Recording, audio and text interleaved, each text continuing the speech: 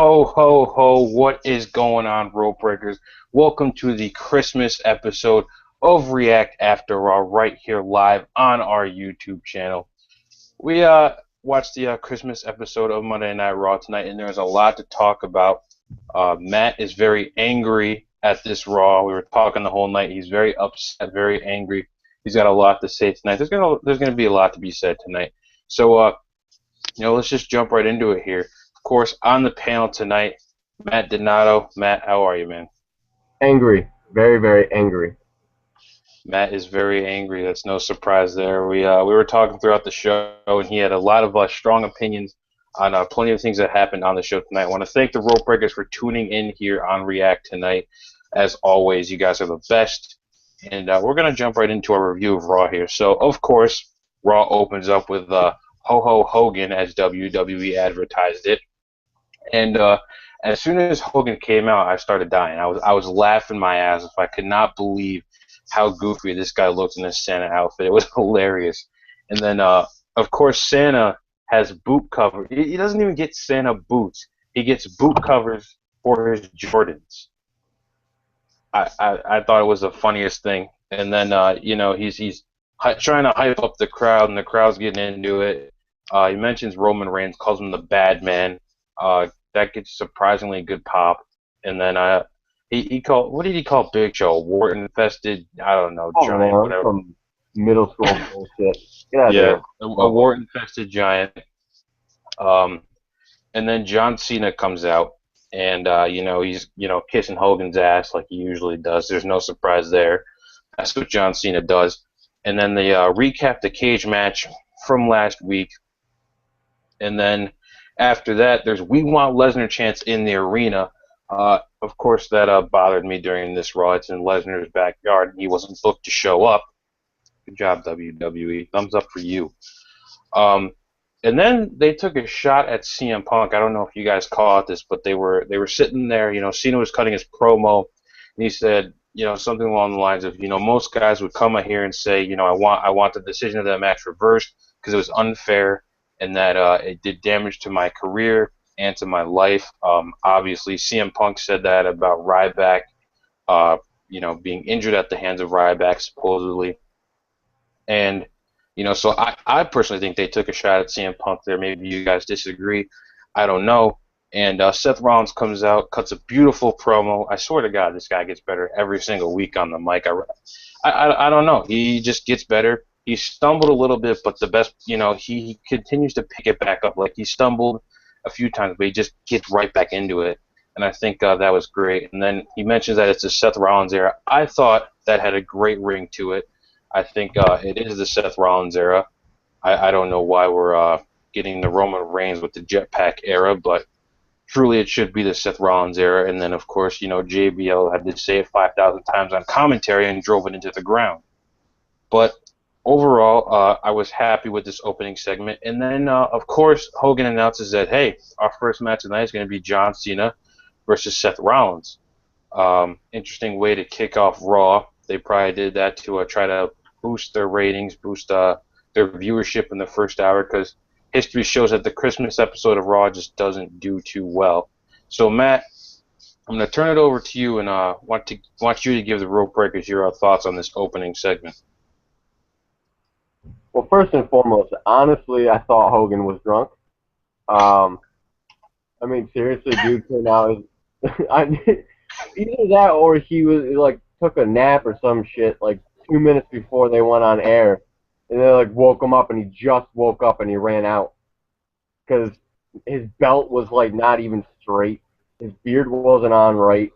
He tripped over himself in the ring. I don't know. It was just sloppy. It was a mess. I'm glad they didn't drag it out through the entire show, though. That definitely was a plus. But take away Hogan and Cena coming out and, like you said, kissing his ass, because that's just what he does. Seth Rollins' promo was in my opinion, my favorite promo he's done thus far. I think it was the best promo of his career right now in the WWE. He didn't stumble over his words. He put feeling behind it. You believed what he said. Really, really enjoyed it. And he said he gets better every single time he puts a microphone. The Seth Rollins era definitely does have a ring to it. I would prefer that era over the Reigns era because he's not even remotely ready. But we're not even talk about that. We drag that out every single on all three of our shows. We constantly Yeah, I think talk it's kind of a main feature on the Rope Break podcast here that, in some form or fashion every week we're talking about Roman Reigns and how he shouldn't be the guy to get catapulted to the top. Yep, it's yeah. I'm not gonna talk about it because it's beating a dead horse. Um, but yeah, Hogan didn't impress me as usual. Not a Hogan fan, and rope breakers. Just so you, I don't know if you can see this, but I got on my Macho Man Randy Savage. Can you see that? Can you see that? Oh my! Kind of. Yeah, I got my Macho Man, got my lucky Macho Man socks on. So eat it, Hogan. Um, yeah, segment wasn't terrible. Seth Rollins was the bright spot. The rest of it was kind of like Chris episodes never do that good. It's kind of proved. But if Seth Rollins wasn't involved, it would have been a terrible opening segment. Um, but it wasn't. It wasn't the worst I've ever seen. So that Right. it was. Let's put it this way. For me, it was the highlight. It was one of the highlights of the show, which is not saying very much. No, yeah, it was definitely a decent way to kick off Monday Night Raw, especially a Christmas episode. Obviously, some people are gonna say, well, why wasn't Mick Foley Santa? We'll just kill it now. We'll dispel it now. Mick Foley was not Santa tonight because he had a prior commitment. He wrote about this on his Facebook. He said if he did not have that commitment, he would have showed up on Raw as Santa. Obviously, you can blame WWE for that because they probably called him too late, and that's what happens. I mean, that's WWE's thing anyway. Austin Brand saying 1 minute late and then saying love the look, Alec, thank you. I just kind of threw this together to get in the festive spirit. So thank you. I appreciate you saying that. And then, throwing up the eyebrow there. But before we get to the eyebrow, I just want to say you can get those Macho Man socks at your local FYE for $7.99. Maybe FYE will sponsor us now. I don't know. Throwing it out there. Passes us along to FYE somehow. Maybe they'll send us a couple of DVDs. He took the sock off. I don't know what's going on. Matt, you did raise the eyebrow, so let's let the eyebrow speak. I took my sock off just so that they could see what we're talking about. The Macho Man socks are my lucky socks. I'm wearing them right now because Hulk Hogan was on television, so now I'm wearing my Macho Man socks. Um, no, the eyebrow was raised because Brands is listening to our show. He's watching the show right now. Just want to let you know, brother. I'm on my laptop. I'm using my shitty internet, so I don't hear nothing out of you when I freeze. So you watch your mouth. Hashtag heel turn. Matt shooting on fellow rope breaker Austin Brands here. All right, we're Cena versus Rollins. Not as good as their cage match last week, at all. It just wasn't that good of a match, to be honest. I didn't really find anything special about it. I thought their cage match was better last week. I thought their match at TLC was better than this week.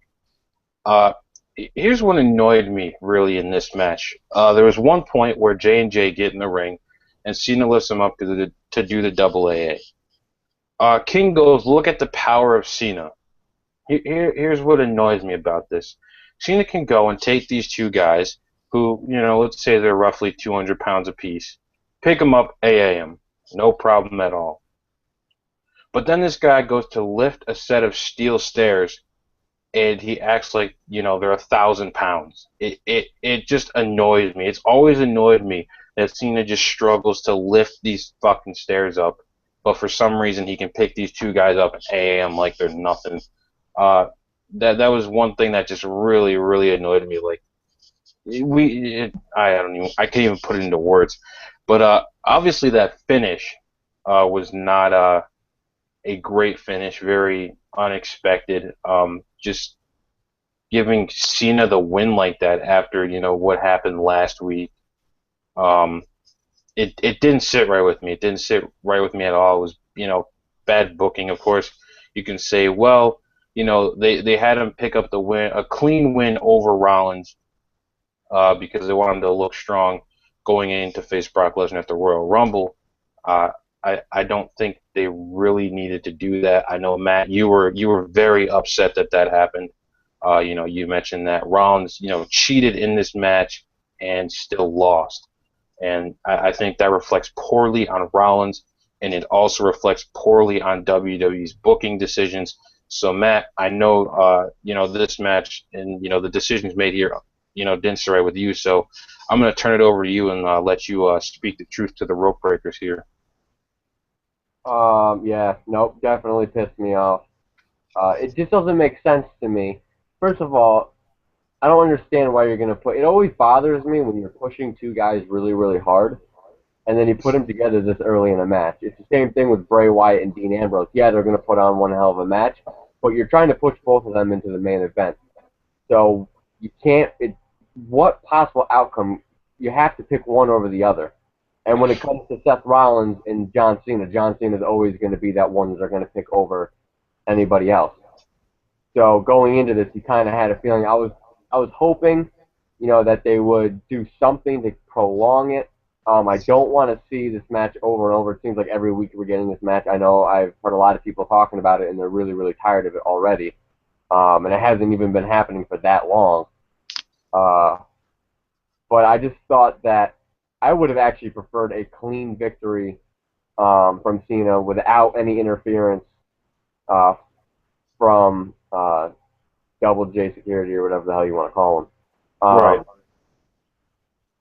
I think the fact that they came in, interfered to try to help Seth Rollins win, and he still lost to Cena, makes it even worse. Um, I'm just tired of them playing him as a coward heel. They always seem to do that with guys. It never works. Especially when there are no strong heels right now. I mean, look at Bray. I mean, his victories are kind of tainted. There's not been a solid victory in Bray's, since he's been with the WWE that really makes me say, holy shit. Because, I mean, he's had some good victories, but then they're followed by, him losing or him cheating, and then it kind of, it ruins and it negates anything that he's done before. So Seth Rollins has had some good victories. He kicked out of the AA, but then he loses, this way. And to me, it really taints a lot of the stuff that of him going over prior to this match. I don't know. I just thought it was a really poor booking decision. Made no sense to me. Like I said, I would have rather have had him win, Cena win and beat Rollins without interference. I think that would have looked a little bit better than having he tries to cheat and still loses Cena, which tells me he can't even beat John Cena with the authority behind him, with Double J Security behind him. So that really bothered me. I don't know, maybe they can do something to fix it. I don't see that right now. But as far as the match itself went, I really didn't think it was that bad of a match. I did enjoy the match. I thought it was decent. I guess I liked that it got enough time. I didn't think it was Right. the best match. Definitely not better than the Cage or TLC match. But I think, the one thing this and obviously we'll get to the main event later. The main event had in common is they both were given plenty of time to work and do a lot of decent stuff in the ring. Seth Rollins, really shined in his match as always. Cena's matches bother me because, like I said to you, he has a tendency, he has very poor timing sometimes when it comes to selling moves. A lot of times he sells moves way too early. So Seth Right. Yeah. Rollins will try to do a maneuver, and John Cena's already selling it before he even gets off the ground. So it doesn't sink.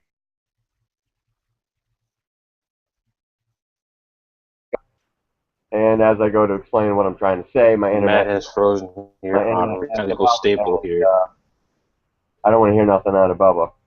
You watch your and mouth. now he's back. He's back. Now he's back. I'm I don't know what's going on here. I'm back. My internet's garbage. I was hoping for a Christmas miracle, but obviously that's not going to happen. And I don't want to hear nothing out of Bubba. You shut your mouth. But pretty much what I'm getting to before I freeze again and ruined this whole show. Um, it's just he sells things before Seth Rollins can even get off the ground. There's no sync in it, and he does that a lot. It's not just in this match, and that really bothers me. I feel like he gets a little bit lazy in the ring. His STF looks like garbage because he doesn't lock it up. I know we've talked about this before. Stone Cold himself has said you need to lock that sumbitch up. Yep. It just doesn't look legitimate to me. It doesn't make me believe. The whole point of pro wrestling is you need to suspend disbelief. You need to make me truly believe what's going on in that ring is real. I know it's not real. You need to make me believe that. When I go to a movie, I know it's fake, but for that hour and a half, for that hour, 2, 3 hours that I'm watching that movie, and I say 3 hours, watching Lord of the Rings, obviously it's the only 3 hour, 4 hour movie I know of. When you're watching those movies, you believe what's going on the screen. That's what wrestling needs to do. And just little inaccuracies in Cena's game plan really, really throw it off for me. And I don't know. I think that's kind of hurting Seth Rollins in my opinion because I thought he was gold in this match. I mean, everything he does is superior in every way. But that's just I a absolutely agree. biased opinion. And enough rambling, enough shitty internet. Throwing it back to you. I'm sure, Seth Rollins will find a way to spin this next week, say that Cena stole the victory from him, or, he'll find, they'll find a way, hopefully, to make this work in Rollins' favor, because in the end, it doesn't really look that good on Rollins that, the result really, because trying to build momentum here, this guy's Money in the Bank winner, he's been holding the briefcase for months now, and he loses to Cena. Uh, you know, it just bothers me that they're really not giving this guy the push he deserves. It's it just to put it lightly, it just grinds my gears. But we're gonna keep the gears moving here. We're gonna move on. Fandango versus Swagger. That gets a lump of coal for the evening. We're gonna move on from that. Uh, Odd thing that happened tonight. The New Day vignette. Really weird because they've already debuted. They've had a few matches. They've been out there. Do you think this is kind of WWE's effort to try and get these guys more over to put get them more exposure? I mean, is that what they're aiming at here? Because they know that the crowd isn't really too hot on them. So do you think that's what the vignette was there for?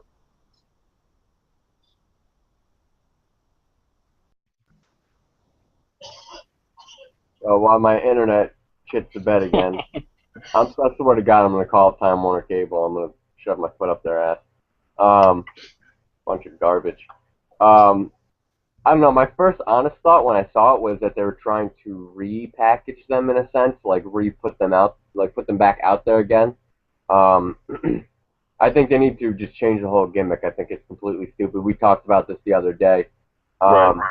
It doesn't work. It's very stereotypical. Oh, let's put three black guys together. Let's make them very stereotypical. One's a rapper, one's a preacher, and the other one is God knows what, like Malcolm X, like you said. To me, this smells like Michael Hayes. Smells like his bullshit, something he would do. Especially because when they first debuted, the commentary team had to call out, oh, they're a lot like the Fabulous Freebirds. So yeah, that was probably Michael Hayes. Like, throw my team out there. Like, nobody likes you. Go freaking drink with Rosa or something. Oh man. It's a stupid gimmick. There's nothing to it that makes anybody interested. They're supposed to be a face team, and they're getting booed constantly. Absolutely agree. They just need to be more aggressive, I think. I think to get over with fans, they really need to be more aggressive. They really need to, like I said, I think that I don't like their attire. I think way too much blue. I just don't think it fits either one of them, especially Big E. I don't think it fits him at all. I think his was ridiculous. That stupid Cody Rhodes coat thing that he wears, it's just ridiculous. It looks so stupid. And then just his character is dumb. You guys saw the vignette. It was like he was having a seizure. I don't understand it. He was having a coronary during the fucking video. I don't understand it. Oh man, yeah, it is. It is just weird. It's not entertaining. Have them come out and be aggressive heels. They need to be heels. None of them. This is what I don't understand. Not one of them got over as a babyface on the roster. Not one of them. Well, So Kofi kind of did, but that's the extent of it. Kofi only did because he's a high flyer. Nothing else of his got over other than the fact that he jumps really high. And then that eventually died out anyway. People got bored with that. So none of them really worked as baby faces solo. So let's put them together, and that's going to work. No, it's just one giant cluster. I don't understand the logic behind it. It doesn't make any sense. Turn them all heel, make them aggressive, have them come out wearing those suits that they're wearing in the vignette. That's what they need to be doing. It's a new day. It's our time. They don't need to be the rapper and the preacher and the Malcolm X wannabe. Just have them come out and just destroy everybody. That's what I want to see. I think that would be better booking. But then again, Rachel Ray's former writer is now writing the show, so of course it's going to be garbage. We have the bunny on every week now. I'm getting too pissed off. Take it back. Yeah, I definitely agree that they should be aggressive. They should be heels. They should come out in the dress clothes and take people out that way instead of this happy-go-lucky positivity spreading group. I just I can't get behind it. And it's no offense to the talents that are in the group. It's just a gimmick. Doesn't really work, which is interesting because if you haven't read yet Rope Breakers, Adrian Neville could be getting called up to the main roster any time now, and the rumor is that he's supposed to be getting a Mighty Mouse-esque gimmick, which is a playoff of the cartoon character, back in the 60s and the 70s, I believe in the 50s too, maybe in the 40s. He's been around for a while, but really weird concept. My hopes for that is that it's more of this guy's small, he's an underdog, but because of his his strength, he's able to overcome the odds here, which could work. I hope they don't throw him in a red and yellow suit and have him run around, saying Adrian Neville to the rescue or some bullshit like that. You guys can check that out. All the details on that on RopeBreakWrestling.com.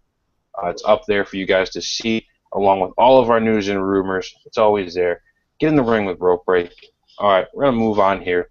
Quickly talk about Adam Rose versus R-Truth. Not the match itself, but what happened after Adam Rose turning on the bunny for God knows what time it is now. But, I guess really finally turning on him here. Took him out, kicked his, head into the steel steps, threw him into the barrier, took the neck brace off, and then kind of screamed at the Rosebuds.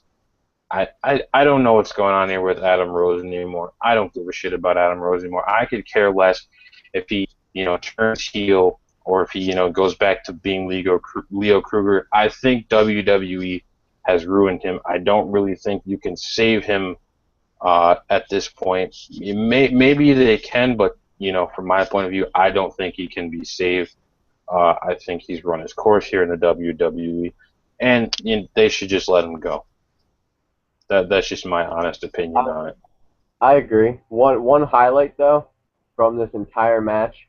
Well, first and foremost, I felt really bad for this match because it really did a number on making R-Truth feel like he's relevant again. Poor guys.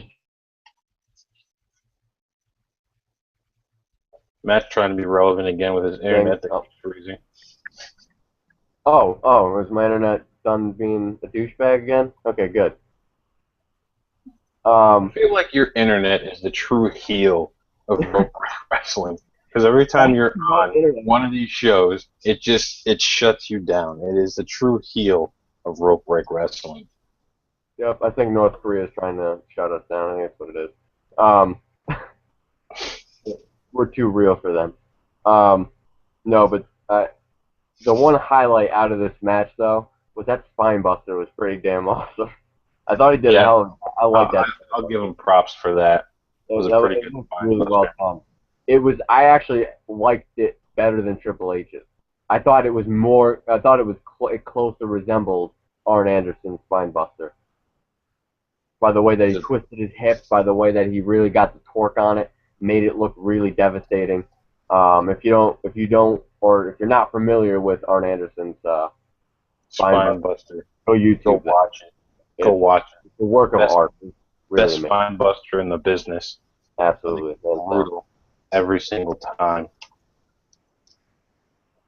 But either way, I'm going to give that match a lump of coal. Lump of coal, that's what you get. Lump of coal in your stockings, or whatever the hell it is you want. We'll turn off a candle on your menorah, whatever. I don't care. Moving on. Roman Reigns versus Big Show. Yeah. Yep, that was the thing. Very sloppy match. It starts off, Big Show tries to throw Reigns into the corner. Instead, he throws him into the ropes. And, Reigns has to sell it while, moving into the corner. And it just looked awful. And, of course, during the match, there was Daniel Bryan chants and boring chants. And then Reigns gets a count-out victory. And I don't know. I don't really have a whole hell of a lot to say about this match, but the Rope Breakers did, because I did ask the Rope Breakers on our Facebook page that it's time for Big Show versus Reigns. Insert your best Roman Reigns joke in the comments, and we got plenty of them. And here's a couple. Jordan Zima, Roman Reigns on the microphone. That's pretty good. Let's see what else we got here. The microphone is the only thing that doesn't make Roman Reigns look strong. Continuing to bash on the microphone. Big Show is not making Reigns look strong. Oh, man. Let's see what else we got here. Here's a good one. Mark Nestico Jr. Why would I make a joke when the match did that on its own? Well, that's fair enough. I don't like this feud. I don't like it. I don't care for it. The only reason they're doing it is to, not to use the joke here, but I have to make Roman Reigns look strong going into the Royal Rumble. That's the only reason they're doing it, because Big Show is, the world's largest athlete, and if you can get a victory over the Big Show, well, then you can beat Brock Lesnar, whatever. Other than that, I don't care for this feud. I hope it ends sooner rather than later. I'm sure there'll be some remnants left of it in the actual Rumble match come January. But I don't care for this feud. I don't like it. If the Rope Breakers like it, that's great, but I don't think most of them do. But I don't like it. Matt, you like it? I love it. No, I do different. We've been agreeing on everything this far. I had to say something different. It's bullshit. That's why I hate the count out, because to me, now that tells me that they think this is a quality rivalry. Oh, we're going to continue it further. No, he should have beat the shit out of Big Show right then and there, ended the match, ended the rivalry, and then went back to acting. Cool. Oh man, yeah. This is just I don't care for this stuff. I don't get this. I don't know why they. I don't know. It just leaves me speechless, really. It doesn't make Roman Reigns look strong by getting a count-out victory. You should have gotten a pin or, I don't know, something. A count-out doesn't really do anything for you when you're trying to build somebody up. And might I add, Mark Henry, I think, is still knocked out. Yeah, Mark Henry is still, at the Survivor Series arena on the floor. He just lay it out. He's still knocked out. Doesn't matter. He's still at the arena. He's still at the arena. Like CM Punk. There's still CM Punk still is laying on the ground at last year's Royal Rumble arena, or this year's, I should say. Moving on. Before I do that match gets a lump of coal as well. Dean Ambrose promo. This gets a lump of coal as well. This was the worst promo backstage segment that he's ever done since he has come to this company. This was just fucking awful. It made me cringe. I wanted to vomit. I wanted to cry. I wanted to curl up in the fetal position and just disappeared. It was awful, awful. Matt, think it was great. I think it was awful. Resident Dean Ambrose fan. I don't hide that fact. Everybody knows I love Dean Ambrose, one of my all-time favorites. Definitely agree with you. The worst promo I've ever heard him do. Not even just in the WWE. The worst promo I've ever heard him do. It was terrible. That's in but I got to be fair. That's in Dean Ambrose standards.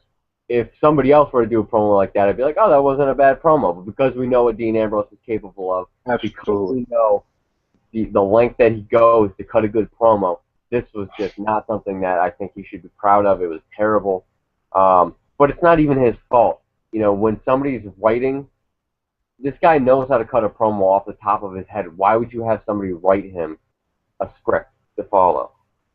So some slob sitting back in their office, you know, writing a promo, trying to think, what would Dean Ambrose say? Well, why don't you just fucking let him say it? Just give him the bullet points and let him do it.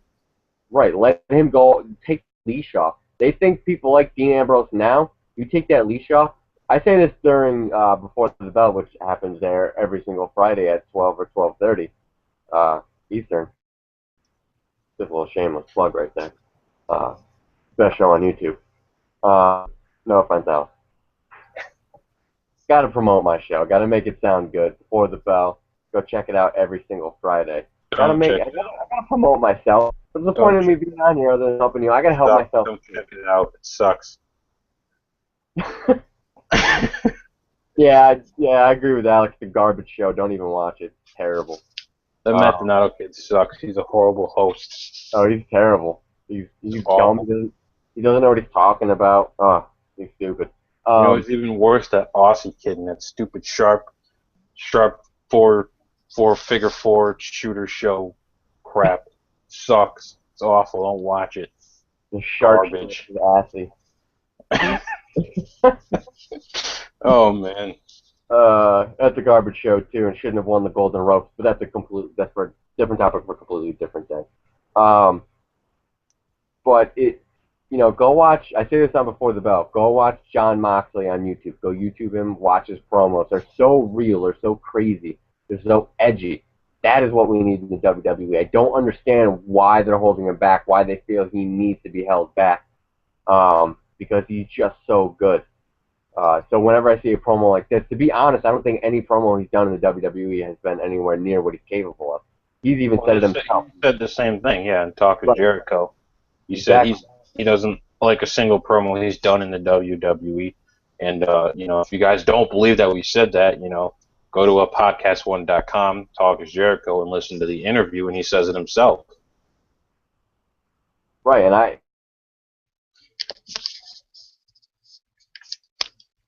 Matt has frozen here once again on React After Raw. Are we done? Are we done? Shit. All right, come on. Let me get through one show. I don't know who I'm yelling at, but I need to yell at somebody. Oh, man. I'm on our headquarters and make some poor person cry. My internet sucks. Damn it. Customer service. I'm going to call them up, make them cry. But long story short, long story longer, as is the case with me on everything that I do. Long story longer. I don't know, just wasn't good for me. I don't know. I felt weird watching it because obviously they're dating. Him and Renee are dating in real life. Right. So I don't know. It felt kind of weird. It felt like he was holding. I don't know. It was weird. It was just a weird energy that I got off the both of them. I don't know. Some tension, some tension between the two. You know what I'm trying to say? There's some tension there between Ambrose and Renee. There's some stuff going on. But yeah, that promo gets a lump of coal. Quickly moving on here. Brie Bella versus Natalya. This match gets some stocking stuffers, and there's only one reason why. Tyson Kidd wearing that fact t-shirt. That's it. That's the only reason this match gets stocking stuffers and lots of presents under the tree, because that t-shirt, WWE, get that shit made. You're going to make a lot of money off of it if you actually would, push Tyson Kidd a little better. I know he's tag teaming with Cesaro now. But just get him out there more. He's a great talent. He's so underused, so underutilized, just wasting away on the roster. At least at least he gets exposure on Total Divas. I'm sure there's some crazy storyline that's going to happen this season. So who the hell knows? Moving on, Los Matadores versus the Dust Brothers. Lump of coal. Moving on. That's it. Lump of coal. Luke Harper's backstage promo before his match with Dolph Ziggler. Very interesting, saying that he takes. It was all right. I mean, it wasn't bad. We haven't seen Luke Harper do a ton of promo work, but he is pretty decent, and that leads us to the match, which was definitely one of the better matches of the night. Very interesting to watch this match. For some reason, these two work really well together. I think it makes Dolph have to slow down in the ring because, we know he's kind of the fast-paced guy. It's just one thing after the next with him. And working with Luke Harper really has to make him slow down, build things up. And this match was no different. He did get the holy hell kicked out of him for the majority of the match. But he did come back. There was a couple of good spots. That one spot where he does the kick and Luke Harper kind of no-sells and then hits him with the clothesline. I thought that was great. And then, of course, right at the end, there was that double super kick into the zigzag. I thought that was awesome. A great way to finish off the match. Overall, I was impressed with this match, and it thoroughly entertained me. I do hope that, Dolph Ziggler does move on here soon enough. He did get interviewed by Jerry Lawler at the end. I was kind of hoping that, Bad News Bear would come out and, after Ziggler said, I dare anybody to come and take this from me. I was hoping Bad News Bear would come out and say, well, I'm afraid I've got some bad news, and just really get into it. It would have been a great return for him. Maybe we'll see him on the final Raw of the year, but I thought that would have been a great moment. But overall, I enjoyed this match. I was entertained. So, Dolph and Luke, you guys get some stocking stuffers and lots of presents under your tree. Matt, your thoughts on this match? Well, first, as you already well know, my TV decided that it was going to have a seizure on it, and so I missed pretty much the best match of the night. I got to watch the bunny though, so that was a plus. Technology is failing me today, guys. I don't know what the hell the deal is. My computer doesn't want to cooperate. My TV doesn't want to cooperate. My internet doesn't want to cooperate. I don't know what the hell's going on. My phone doesn't want to cooperate. I don't know what the deal is. I don't get it. It's killing me. But yeah, I was busy fixing my TV during that match. I did catch like the very beginning, so I can kind of give you, and then with you summing it up so beautifully, might I add.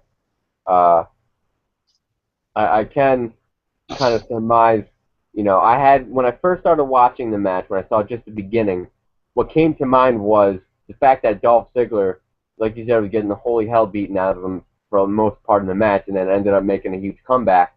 That really spoke to me and said, there's a lot of great in-ring storytelling.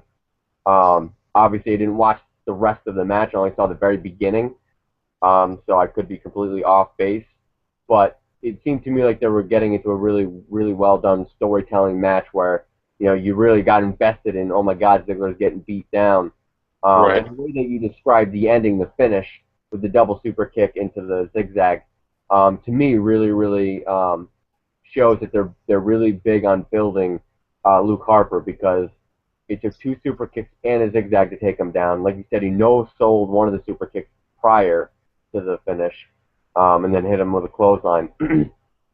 So Ziggler won, but Luke Harper still also won because it made him look really, really strong. Right. So just going off of what you said and what I saw, I can already tell you that I really think this is probably one hell of a match. But my TV didn't want me to watch it, apparently, because they decided to go all crazy on me. I don't know what the deal was. But, that's my luck. Best match of the night. One of the best matches of the night, and, can't watch it. It's just my luck. Well, technology has a tendency to turn on you more than once. On me. After that, Piper's Pit. Roddy Piper making his return to Monday Night Raw. Matt breaking out the cup with Hot Rod on it. With Lana and Rusev. Big thing. Okay. Okay, sorry. I just wanted to show all the cups. Advertising the cup, which you can get at Walmart for like $1. They still sell it. I don't know if they still sell it, but We if were they trying do, to give it away, but nobody wanted it. I think we gave away one. I don't know.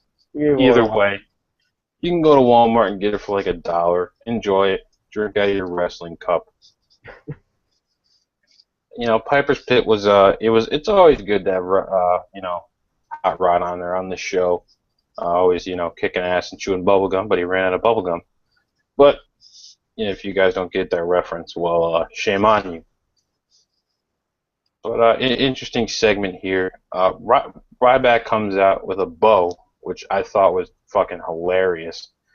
I don't know why. Just this big beefed up monster. Just Hot Rod. I got you a present, and I even wrapped it with a bow, and it's Ryback with a giant bow on his chest.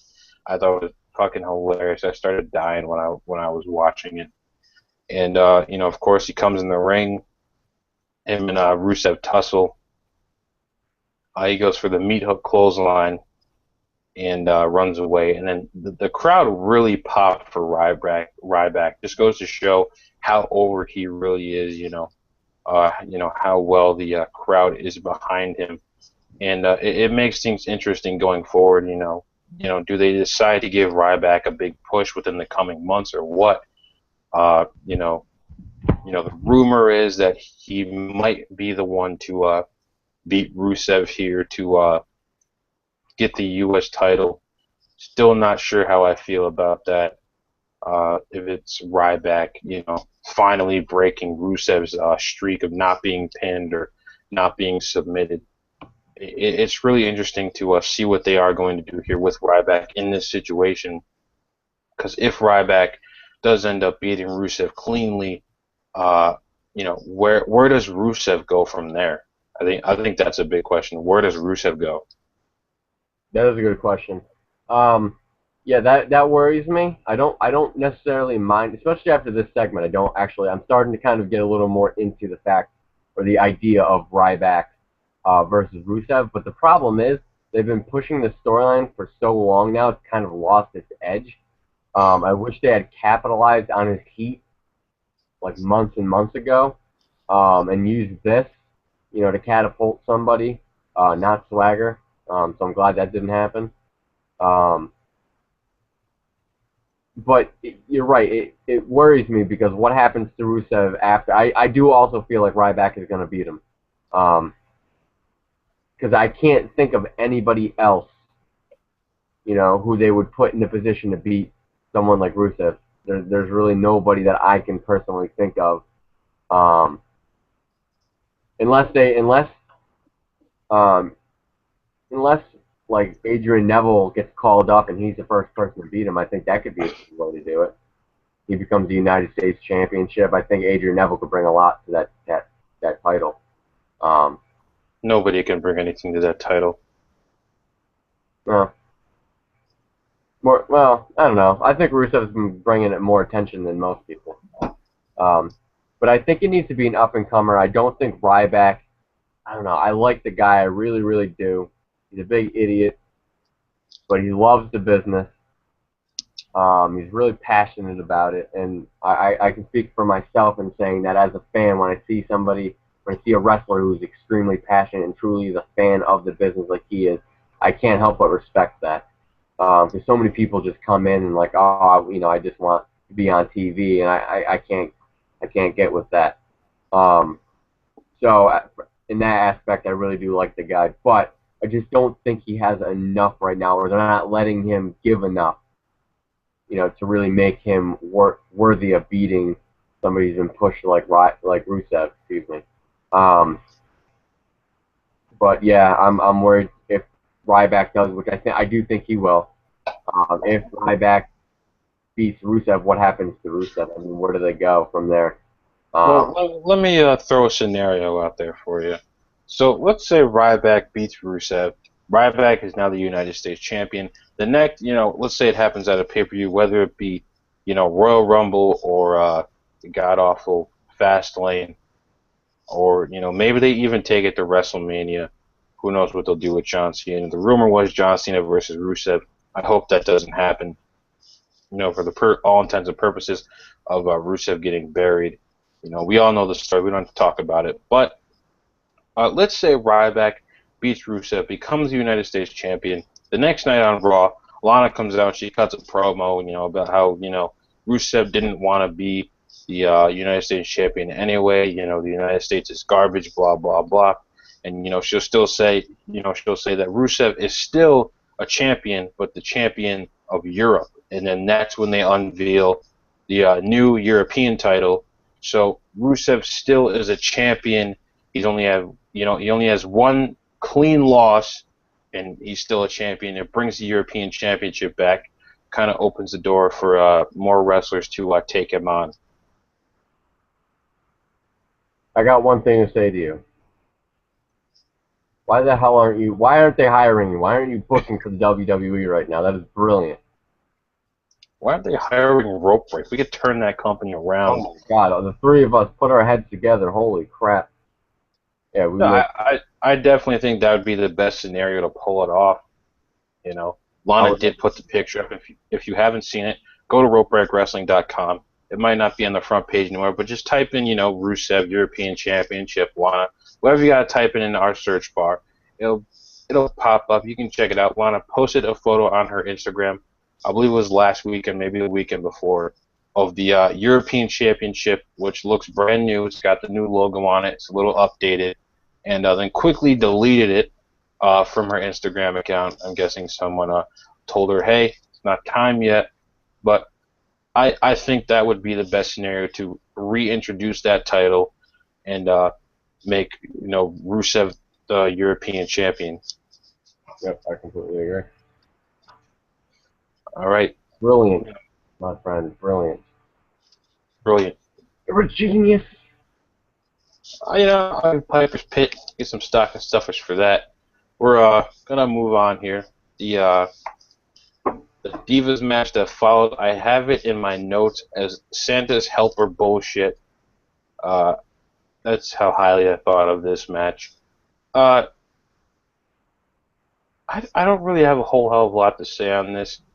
Paige was super over with the crowd, even though she's a heel, and there was some "We Love Paige" chants. But other than that, this match was not anything special. Just a bunch of mostly Total Divas running around in Santa Claus Christmas themed outfits. I don't have an opinion on this match. I hate that they do this. They just take these fucking divas and throw them together because they want to fill the time. So they're like, oh, let's have a Santa's helper match. What? Santa doesn't even make a fucking appearance. Like, oh, the winner gets to hang out with Santa. Blah. No, Hogan doesn't even come out during a Santa's helper match. Like, what is the fucking point? These Total Diva matches are really, really ruining the Divas division. Because the problem is here's what the problem is. They don't care about the Divas. These matches aren't done to promote the Divas. They're being done to promote the show. It's all done to be making money. That's the whole purpose of it. So therefore, there's no energy in these matches. They're very lazy. Nobody cares about them. That's why. And if they don't care about them, why the hell should we? That's the problem with these matches. And it's sad because a lot of the women in that ring, the majority minus Cameron, could wrestle. Like what Alicia Fox did at the end of that match it was so cool. Her finisher, her new finisher. Yeah. It was so awesome. I was like, that was amazing. And it's wasted shitty Divas tag team match. I completely. So awesome. Every one of those, like I said, every one of them except for Cameron is good to me. I like all of them. I think they all could be doing something huge in the Divas division. But no, they're being thrown in this stupid, shitty match. I think at one point Cameron was like, "Count it, ref," and I just like instinctively was like, "Is she on her back?" Oh man, Cameron really screwing over her career there with that botch, I would say. But yeah, I agree with you there. The Total Diva stuff is really playing too much into the Divas division. Just like earlier now, Brie Bella versus Natalya. It seems Natalya is going to get a title shot now. I don't know what she did to earn that title shot. Nothing really happened for her to earn that title shot. So I don't know why she's getting a title shot. I guess we'll find out when Total Divas premieres and they go through the episodes. Something will happen. Tyson Kidd was wearing a Nikki Bella hat, so I'm guessing there's going to be some feud on the show, and that's going to play into her getting a title shot. I don't know. Does she deserve it? Yeah, but I don't know what how it, ended up just Natalya is going to face Nikki. It should be Brie. I'm hoping that Brie does turn on her sometime soon. Would love to see that match go down at WrestleMania, sister versus sister.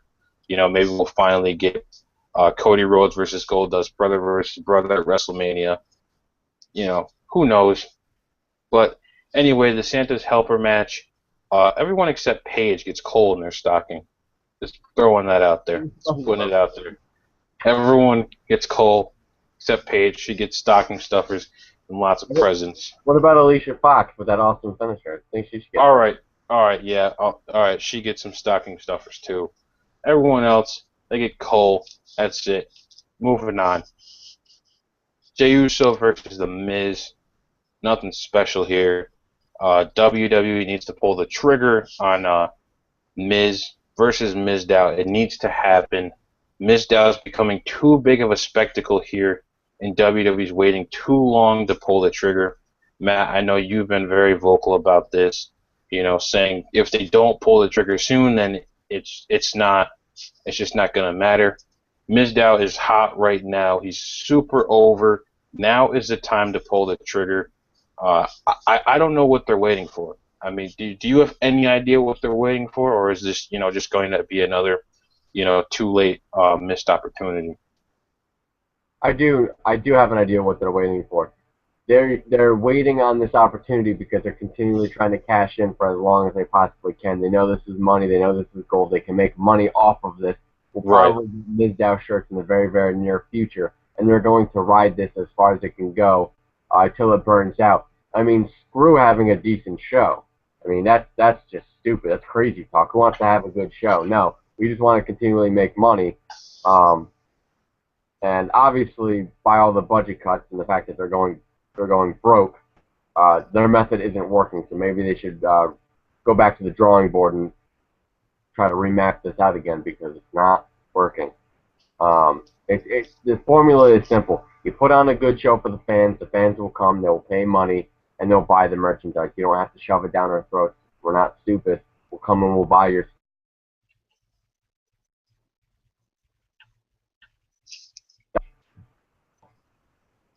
Well, I can't keep doing this.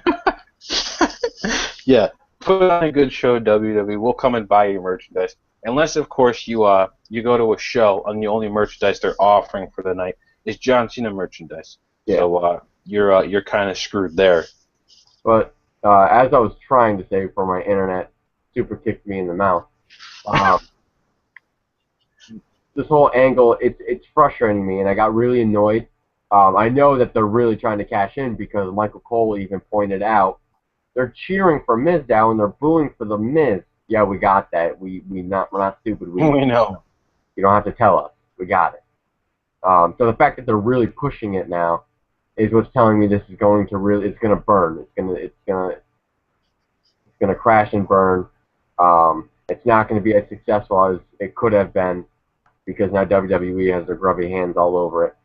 And they're trying to capitalize, which really means make money off of this. And it's just ridiculous because it was such a great idea. But now they're really pandering to the fans. They're really doing things to make the fans cheer. When it first started, it was genuine applause. People were genuinely happy to see Mizdow. And now it's just forced. People are laughing. Some people are still enjoying it. I just wanted, like you said, they need to pull the trigger. They need to, it needs to be Shawn Michaels and Marty Jannetty up in that bitch. Needs to He needs to kick him through the barbershop window. He needs to get this over with. They need to they need to Definitely. split it up. I definitely agree with you.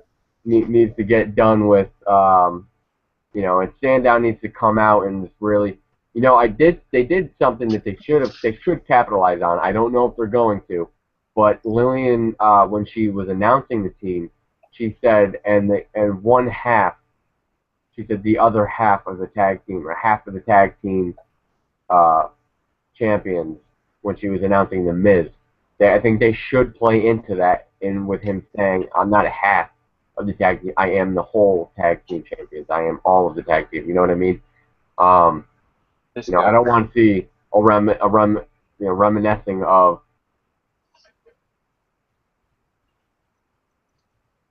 He's frozen that. again, but did Oh come Lord. up with a brilliant idea. Oh baby Jesus. Oh man. All right. We are Yeah, oh sweet, sweet Jesus. I don't even know anymore. I don't know what to do. I just Matt doesn't know anymore. His internet's freezing, but we are well into overtime here on React After Raw. So luckily we are at the main event now of Monday Night Raw, which is Bray Wyatt versus Dean Ambrose. Matt, quickly, I want you to tell me if you liked it or if you didn't like it. Bray Wyatt's promo. um actually like this. Um, I thought it was definitely better than what he's been doing. I thought it kind of had that sinister feel to it. And I I know agree. I brought it up to you, and I know you kind of disagreed a little bit. What I brought up to Alec, and I'm bringing this up to all of you rope breakers because I want your opinions on it as well. I want to know what you guys think.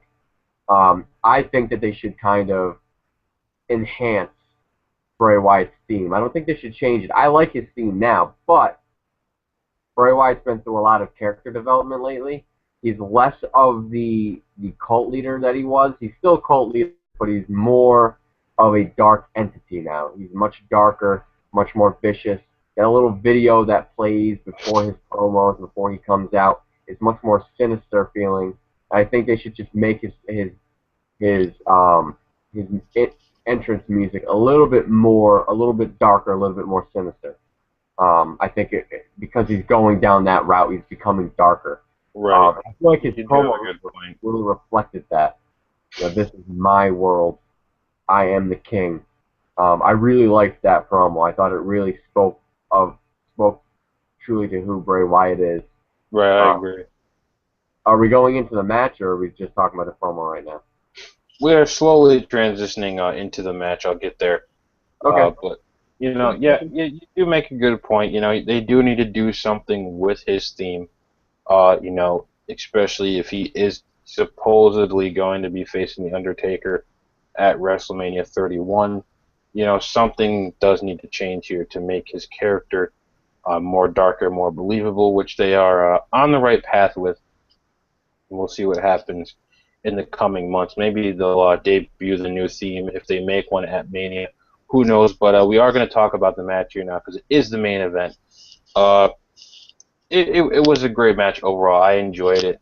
Lots of great stuff going on here. They played off the TLC thing by putting the kendo stick in the corner, or the candy cane, whatever you want to call it. I thought it was great when Dean Ambrose brought out the TV and then just kind of put it back. And then I did like the one part where Dean pulls out the table, takes the bow off, and then Wyatt puts it back under the ring. I don't know what it was about that, but for some reason I liked it. I thought it was a cool thing to do, just saying, fuck your table, fuck this. It's going back. Uh, I thought it was funny when Ambrose took the wreath off, he just throws it on. I thought that was a nice little touch, and then they had that fight at the top of the ramp. That's about as far as any street fight goes nowadays. Doesn't even go backstage. Ugh, street fight, yeah. But overall, I did like this match. They did get the ladder involved, thankfully. Matt, I know you were upset about the finish to this match. Uh, for what happened. For those of you who didn't watch it or whatever, just need to be refreshed. Wyatt throws Ambrose into the candy cane that's in the corner, and then pins him. Didn't hit Sister Abigail. He just pins him. It. And then of course afterward, that's when they have the table spot. Dean Ambrose walks away, still looking strong. But Matt, you were upset about the finish, and I have to agree with you. They should have done something a little more. So I do want to get your thoughts on that match, and overall how you feel about it. Oh my lord. I liked the match. I thought the match was really well done. I was worried as soon as they started the show. They announced this um, Miracle on 34th Street fight, and I'm like, oh god. I'm like, this is going to be terrible. I hate gimmick matches. Especially when they're that gimmicky. I don't like them. But I thought they both did one hell of a job. You made a lot of good points. The TV spot was great. That was funny.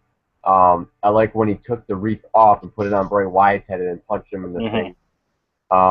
The little spot he did up at the top of the ramp with the box, the present. Yeah. Kind of struggled back and forth and just threw it at his head. I thought that was perfect. Dean Ambrose, really great storytelling. Character, bringing his character into the match. I like when he opened that one present and there was a chair inside and he kind of looked at it and he was like, and then he pulled out the chair and it was Merry Christmas, and then obviously it didn't really work out in his favor. I thought this was another example of a match getting perfect timing. I mean, this had great length to it, had way more than enough time to really develop properly, and I thought they did a great job. The high spots off the ladder, the table spot when Bray throws him off of the ramp, or off the top of the stage through that table. Honestly, the first thing that came to my mind was, holy shit, that almost killed CM Punk last time something like that happened. Oh man. It reminded me of if you don't know what I'm talking about, it's a long story, but Ryback kind of gorilla pressed him off the thing through a table. He misses the table, breaks himself in half pretty much, and then bitches about it to Colt Cabana months and months and months later. But I digress. Getting back to the topic at hand, the match, a lot of great spots, like I said, a lot of great in-ring storytelling. But that finish, my God, that finish was weak. You said that to me as soon as it got done. Weak finish. That is the best word for it. Was weak. When he set up the kendo stick, being a fan who kind of a smart fan, I like to think I'm kind of a smart fan. I knew that they were setting that up to be the finish. I knew that was going to be the finish because they kept avoiding it. And then as soon as they transitioned to something completely different and kind of ignored that the kendo stick was there for a few minutes, I kind of was like, okay, they're going to use that for the finish. So I knew it was going to be for the finish. My mind said he's going to bounce him off the kendo. I knew Bray was going to win. I kind of just had that feeling. My thought, Bray Wyatt's going to bounce him off the kendo stick like he did at TLC. He's going to hit his face. He's going to bounce backwards. Bray's going to grab him and hit him with his Sister Abigail, then pin him. That obviously didn't happen. He hits him off the kendo stick and then pins him, which makes zero sense to me, seeing as Dean Ambrose was thrown through a table, hit with multiple weapons, and continued to kick out, but he gets poked in the eye by a kendo stick and not. And Matt is frozen. You can hear on React after Raw. In the middle of his explanation of the weak finish to that match, it appears his feed is back online now. I'm back. You know what it is? Every goddamn time too. Every time. It's like I could be saying something completely stupid. My internet's fine. My internet's perfectly fine. I start to get into detail about something. Start to get really, I start giving a great explanation, and my internet's like, ha, nope. Flips the table. I'm done with you. Breathe. Ridiculous. Every time. It's getting ridiculous. I'm gonna have to call up Time Warner, and I need a new everything, a whole new setup. I'm going to Verizon. Damn you. Just call them up, tell them you want a new setup, and if you don't get one, you're gonna leave their company, and they'll give in and give you a new setup. That's how it always works. They don't want to lose a customer. Yep. I need a new setup. But pretty much what I was saying is it made no sense to me that he could get thrown through a table, hit with multiple weapons, get thrown into a tree, still kick out of all that stuff. But he gets poked in the eye by a kendo stick, and not only can he not get up, he gets pinned, and then like 2 seconds later after he gets pinned, he's up and he doesn't even like his eye's fine. That makes no sense to me. Then he breaks him through the table. Like, how could you not? It just wasn't very realistic to me. He should have hit him with his sister Abigail, made it seem more real. Okay, it makes sense that he's not going to kick out because that's kind of his finishing move. I don't know. To me, it really didn't make any sense. Didn't like the finish. Very weak finish to a really strong match. Really bothered me because that match was really well done, I thought. In my opinion, it was match of the night. But I can't, like I said, I didn't see the Ziggler Luke Harper, so I really can't. It's hard for me to really say that because I didn't see that. That could have very well been the match of the night. But off of what I personally saw, that was my favorite match from what I saw. But I mean, I like Bray Wyatt winning. I just wish they would capitalize on him a little bit more. I thought that overall, after the match was done with Dean Ambrose going through that table, I thought that really did a great job at making Dean look strong even though he'd lost. Right. One thing I did want to bring up, I was just thinking about this, I brought up to you, was the fact that when the fans were chanting "one more tree," he wanted Wyatt to throw Dean through the third tree that was hanging out, leaning up against the barricade. And I mentioned to you while I was watching that to me that made no sense because I don't know. It just he's a heel. He's not supposed to be pandering to the crowd. I know he's kind of a cult leader, but in the same sense, they follow him. He doesn't follow them. So it was weird to me that he would pander. I thought that was kind of a misstep by him. Overall, still a great match. I enjoyed it. But it is what it is. So that's my 2 cents. Take with it what you want. If you don't like it too damn bad. If you don't like it too damn bad, that's what Matt316 says here on React After Raw. And now it's time for everybody's favorite part of the show here as we get ready to close shop on this Christmas edition of React After Raw. And that's the final thoughts and letter grade for Monday Night Raw. So, Matt, I do want to get your final thoughts on Monday Night Raw, your letter grade, and, your feelings, along with the final thought of Brock Lesnar not being at this Raw, even though it was, basically in his backyard. Oh, man. That really bothers me. Yeah, I didn't really touch too much on that. I didn't even think about it, honestly, until you brought it up. Yeah, it doesn't make sense to me. I understand that he's only booked a certain amount of time, because they're paying him a hell of a lot of money to do it. But it's like you live, not that far. They're in your hometown. You could make the drive. I don't understand. I don't understand. I don't know. I don't know. It just doesn't make any sense to me. It's ridiculous. But that's my final thought. My letter grades for the show, start to finish, had a couple decent matches. I thought that they threw the filler matches in a little bit, there were a little bit too many filler matches going on. Yeah, I agree. Too much filler. Too much filler. But yeah, I definitely was not feeling it. I'm gonna give it a C. Because there were two matches that were decent. Of an entire Raw really doesn't make it good, and it was a Christmas Raw, so I wasn't too interested to begin with. So I'm gonna give it a C. That's my final letter grade. But family emergency calls me away from the show. I gotta run really quickly. I gotta get off this now. Talk to you rope breakers later. Make sure you tune into Before the Bell on Friday. Don't you forget. I'll put the link up on Facebook. But I have to go. Alec, take your show back, and I will talk to you guys later. I will take the show back. All right, Rope Breakers, it's time to slowly bring this show to a close here.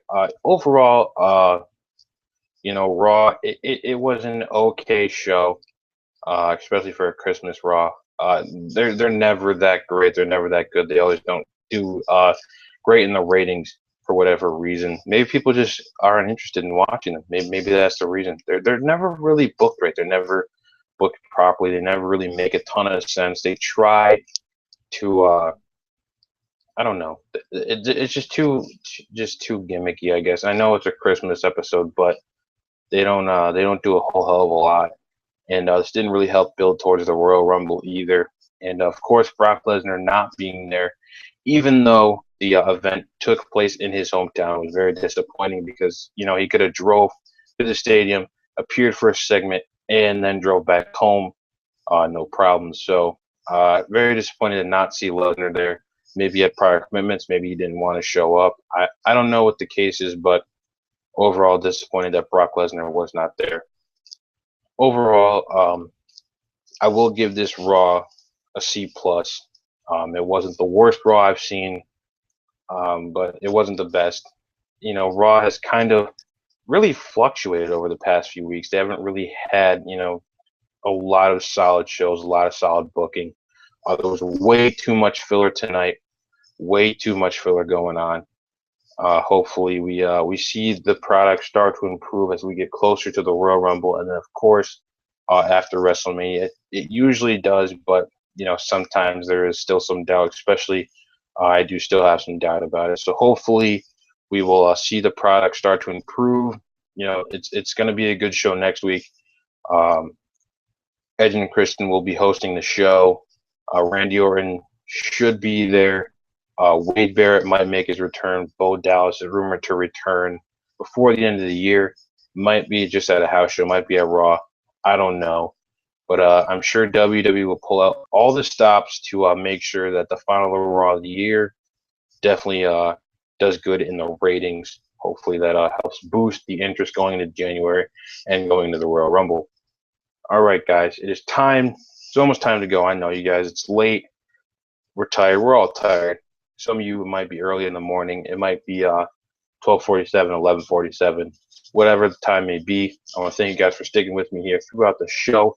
But I do want to get here to the shameless plugs, and after that, I will send you guys on your merry way. All right, here we go. It's time for the plugs. This show, React After Raw, you can catch this show every single Monday night, immediately following Monday Night Raw, right here on Rope Break Wrestling's YouTube channel. The link's up on our Facebook. If you're not following us on Facebook, you're a jabroni. It's on our Twitter. If you're not following us on our Twitter, go do it already. It's down in the description. Just click it, follow. If you don't have a Twitter, guess what? Make one just to follow Rope Break to get all the latest on what's going on in the Rope Break world.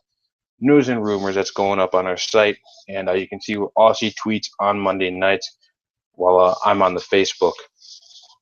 So every single Monday night we're here on React After Raw, immediately following Monday Night Raw. Of course, that is followed by the Sharpshoot with Aussie, which won Rope Break Wrestling Podcast of the Year in the Golden Ropes. It's not fair. This show should have won. This is the best show on YouTube and, of course, on Rope Break. But either way, it is still a great show. Aussie does one hell of a job.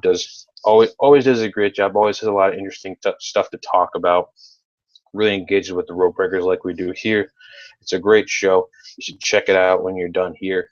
If you have time. If not, then just do it whenever. There's plenty of stuff on our YouTube page for you to look at. So go check out the Sharpshoot. It airs every single Thursday at 5 p.m. I don't know if Aussie will be doing a Christmas episode of the Sharpshoot, but if he does, be sure to tune in this Thursday at 5 p.m. for the Sharpshoot. And then, of course, on Fridays, the podcast Before the Bell with Matt Donato airs at noon, give or take. Matt never knows. We never know what's going to post. Past couple times, YouTube's kind of screwed up the uploading, and it didn't really upload properly, but, seems to be getting back on track. So that show airs every single Friday at noon, give or take. The link will be up here, of course, on our YouTube page. We put it on our Facebook. We put it on our Twitter. That's all you got to do. Now, Matt, this is usually his portion of the show. I usually turn it over to him. He kind of gives his PSA to the rope breakers, about friends. Now, here's the thing. You're a follower of rope break. You follow us. You engage with us. You're a fan. That's what you do. And you got friends who like wrestling, who like WWE, who like the news and rumors. But you're not telling your friends about rope break. That's just wrong, man. Listen, this is what you guys have to do. We say it every single week here on React. Matt says on Before the Bell. If you're not telling your friends about rope break, then you are a terrible friend. Yes, that's right. We said you're a terrible friend. Your friends should be talking about rope break. Rope break is the best. It's the best ever. It is the best place to go for the greatest news and rumors. We don't care if there's a rumor out there or some news that Stephanie McMahon broke a nail. That's garbage. That's crap. We don't publish that stuff. We give you the biggest and the best news and rumors that are out there every single day. If you're not telling your friends about rope break, you're a terrible friend. And of course, I know some of you are sitting there saying, "Well, you're a co-founder, you're a founding father. You live this." Well, yeah, of course, but I'm saying that because it truly is the best. Rope break is a lifestyle. It's a lifestyle. You have to live it.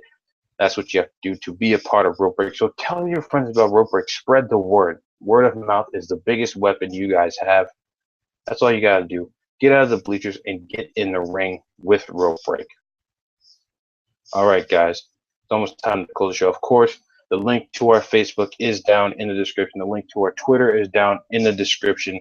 You can go follow both those pages. Just click on them, like, follow, do what you got to do. And, of course, our website, ropebreakwrestling.com, for all the latest WWE news and rumors is down in the description. Go there, bookmark that shit. You will never miss another WWE rumor again. And, of course, I need you guys to do one more thing for me this week.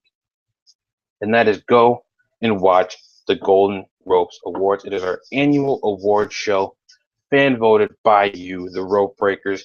You guys voted on the categories, and you can see if who you voted for won. That's all you have to do. Go watch that. Also, you put a lot of work into that show, making it great. Last year's show wasn't successful and is now locked away in the Rope Break Vault, which you guys may never see. But go watch the Golden Ropes. Also, did one hell of a job putting together. We had a lot of great guests. We had Matthew Gregg, the Botchamania guy, Jason Solomon, the Solomon. So we had Justin LeBar. We had Joe Cronin from the Joe Cronin Show. All these guests. We had listen, so many guests. Of course, I was on there presenting awards. Matt was on there presenting awards. Mitchell Jones, our staff writer, was on there presenting awards. Go watch the show. It's a great show. You guys can see who won, see who didn't win, see the nominees. It's a great show. Of course, Austin did a hell of a job. Austin, props to you for putting that together, man. It was great. I was glad to be a part of it, as always. So go watch the Golden Ropes. The link is down in the description. So go check it out when you're done here or later this week. Whatever time you have, go watch it. Enjoy it. All right, guys. That is it. We are well into overtime here, and it's time for me to send you on your way. So for everyone here at Rope Break Wrestling, I'm Alec. That was Matt. This has been another episode of React After Raw. And of course, on behalf of Rope Break Wrestling, I would like to wish all of you a Merry Christmas, a Happy Holidays, and a Happy New Year. Good night, everybody.